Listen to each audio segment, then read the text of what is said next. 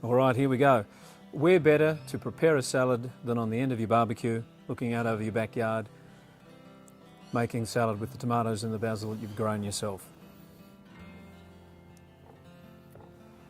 I haven't really thought about how to cut up this tomato. What's the right shape for a tomato and basil salad? Don't suppose it really matters. Don't know about you, but I'm always astonished that what is inside a tomato that you've grown yourself is the same as what's inside a tomato that's come from the shop.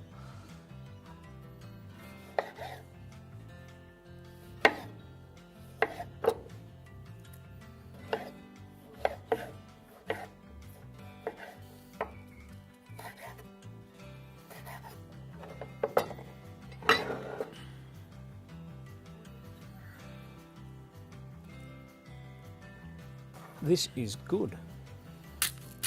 A bit of salt, a bit of pepper. Look, I'm no Jamie Oliver and this isn't MasterChef, but you know, a few of the basics and I reckon this is going to come up really well. Yeah, look, I've got to give this a go. All right.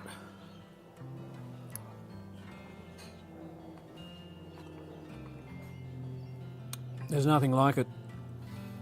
I mean, if you've grown your own, you know what I'm talking about. There's just, makes it all worthwhile.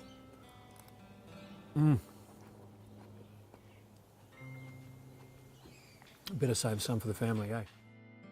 Whites have plenty of other clever ideas to help bring your garden to life, and they're available from your local Bunnings.